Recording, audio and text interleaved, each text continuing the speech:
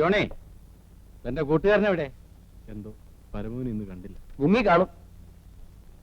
എന്റെ കൊച്ചേട്ട അതല്ലേ അവന്റെ സ്വഭാവം. മുങ്ങിയാലും പൊങ്ങും. ഇനി ഒരു 6 മാസം കഴിയണമെന്ന് മാത്രം. അതിലെ ഇതിലേക്ക് തെണ്ടി തിരിഞ്ഞ് വശക്കാടാകുമ്പോ അവനിങ്ങി എത്തും. അല്ലടാ ജോണി?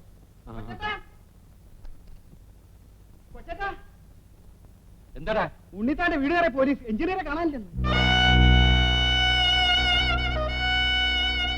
നമുക്ക് അവിടെ വരെ ഒന്ന് പോയാലോ? വാ.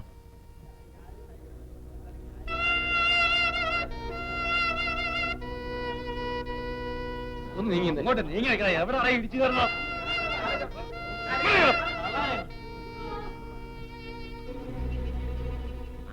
കമ്പിയും സിമെന്റും ഒക്കെ ഞാൻ വെട്ടിച്ചതാ, സമ്മതിച്ചു.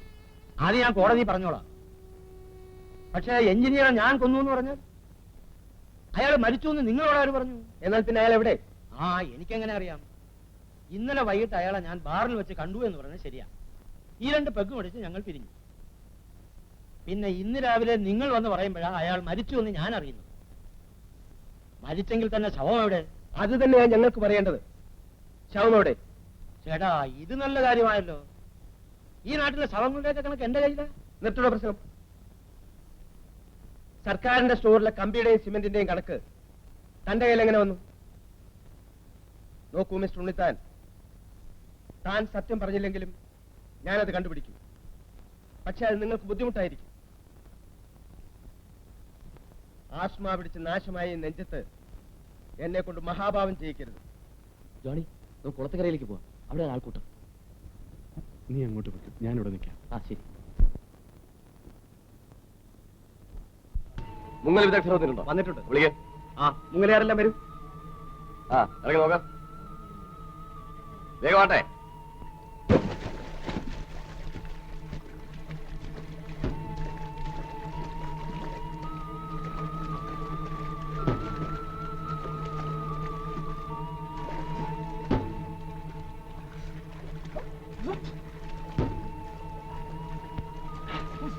ബോഡി ഇവിടെ ഉണ്ടോന്ന് തോന്നുന്നു. എല്ലാവരും ഇങ്ങോട്ട് വാ. മാറിക്കണോ? മാറിക്കണോ? അങ്ങോട്ട് കേറിക്കണോ? ഇവിടെ മാറി നിൽക്കാൻ. ഇവിടെ കേറി നിൽക്കാൻ പറഞ്ഞപ്പോ മാറി നിൽക്കാൻ. അങ്ങോട്ട് ആളി മാറി. തെല്ലിക്കറി വരുന്നത്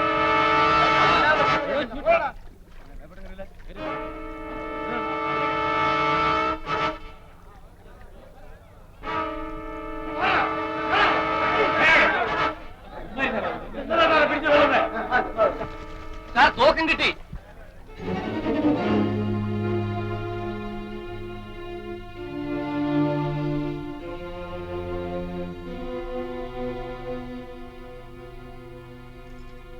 സാർ, ഇതാണ് ശവത്തിന്റെ കൂടെ കണ്ടെടുത്ത തോക്ക്.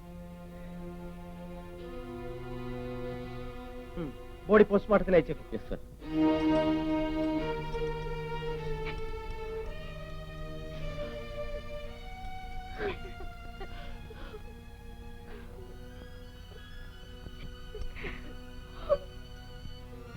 നടക്ക.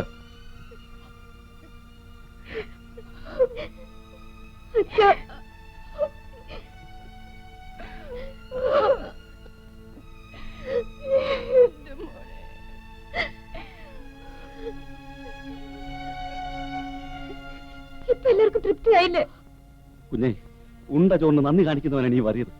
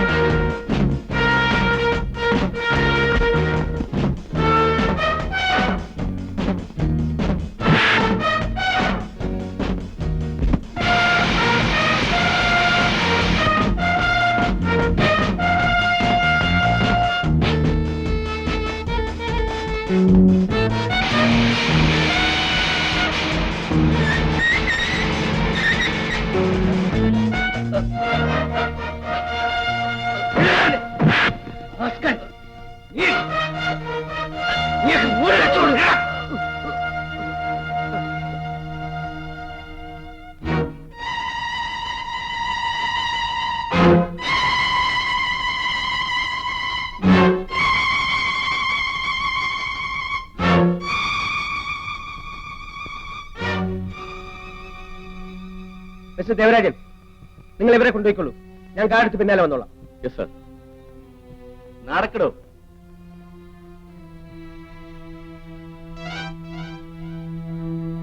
Well done my boy. എന്താണ് എന്റെ പേര്? ജോണി.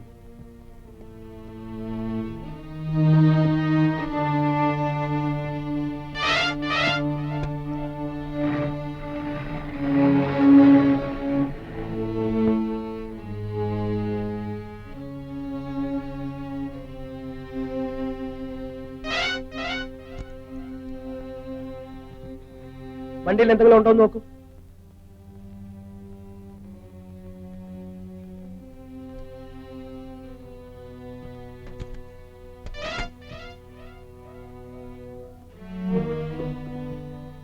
സാർ, ഇതിനകത്തൊരു പെട്ടി. പെട്ടിയോ?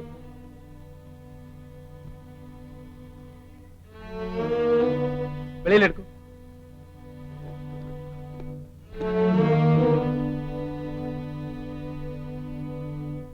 ഇവിടെ വെക്ക്.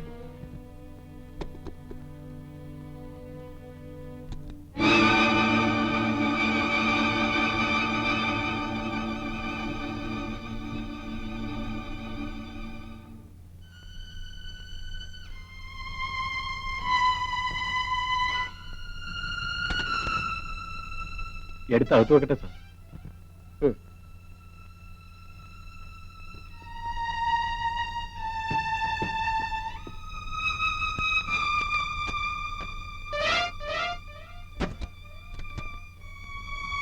നിന്നെ എനിക്ക് വിശ്വസിക്കാമോ? നിന്നെ പോലൊരു ധൈര്യശാലി വിശ്വസ്തനുമായിരിക്കുമെന്ന് ഞാൻ കരുതുന്നു. എന്താ സാർ?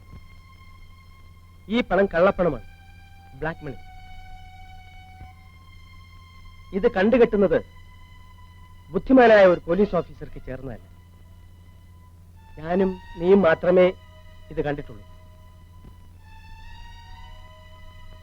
ഈ പണം ഞാൻ ജോണി ഏൽപ്പിക്കാം. അടുത്ത ശനിയാഴ്ച പണവുമായി നീ എന്റെ വീട്ടിൽ വരണം.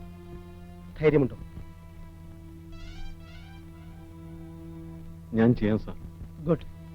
നിനക്ക് മാന്യമായ ഒരു വിഹിതം ഞാൻ തരും. ആരെങ്കിലും വരുന്നതിന് മുമ്പ് ഇതിവിടെ നിന്ന് മാറ്റണം.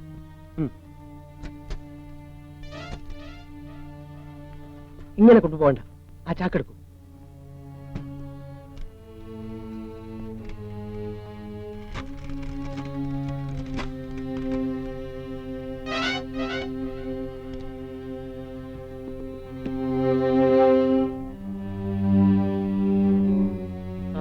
നിന്റെ വീട് ഇവിടെ അടുത്താണ് സാർ. ശരി, പോയിക്കൊള്ളൂ. ശരി സാർ. അവിടെ എവിടെയെങ്കിലും മറിഞ്ഞിരുന്നിട്ട് അല്പം ഇരട്ടിയിട്ട് പോയാൽ മതി. ശരി സാർ. നിൽക്കൂ.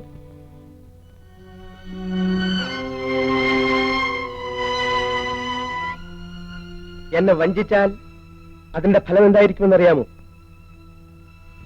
ഒരിക്കലും ഞാൻ അങ്ങനെ ചെയ്യില്ല സാർ. ശരി, പോയിക്കൊള്ളൂ.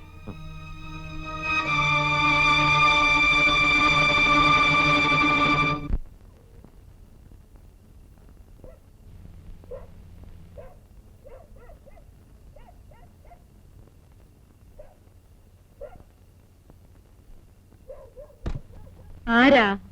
ജോണിയാണോടാ? ഞാനമ്മേ.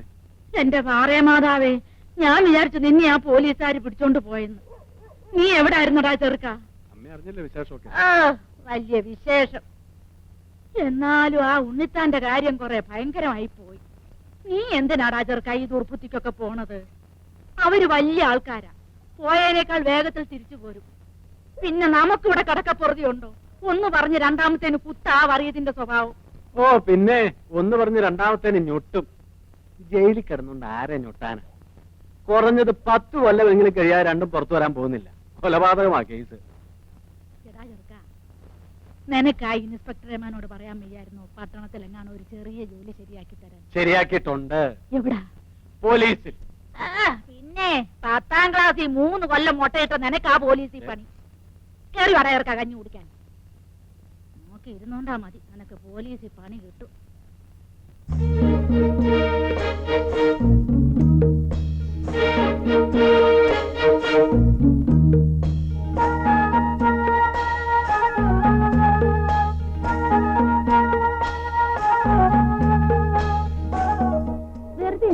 വീട്ടിൽ ഒരു ദിവസം കിടന്നേ.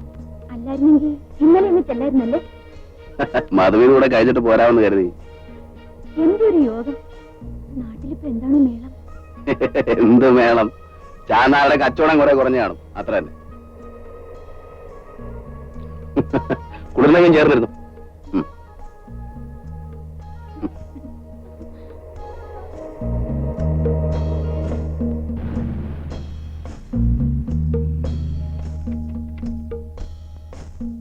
ആശാനിലേടോ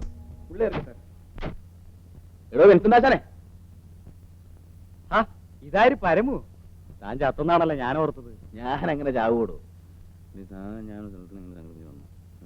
ആ, ശരി.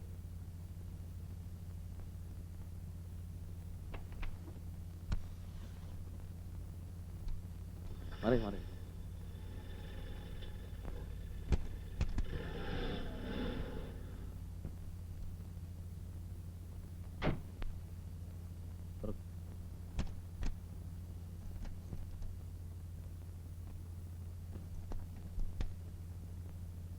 എഞ്ചിൻ പണിയുണ്ട്. ഓ പിന്നെ 300 കിലോമീറ്റർ ഓടിയിട്ട് ഒരു ചുക്കും പറ്റിയിട്ടില്ല. ഇപ്പൊ കുതിരയായവൻ കുതിര.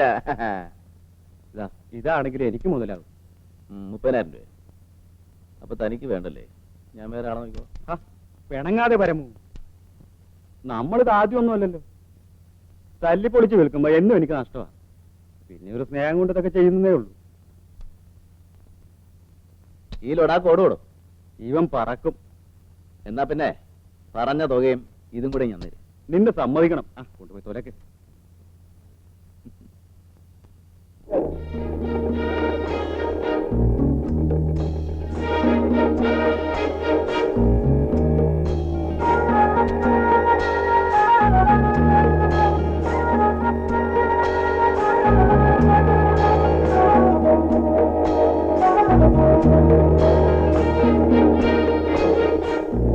ആ കാണുന്നതാണ് സാഹിബിന്റെ തേയില ഫാക്ടറി.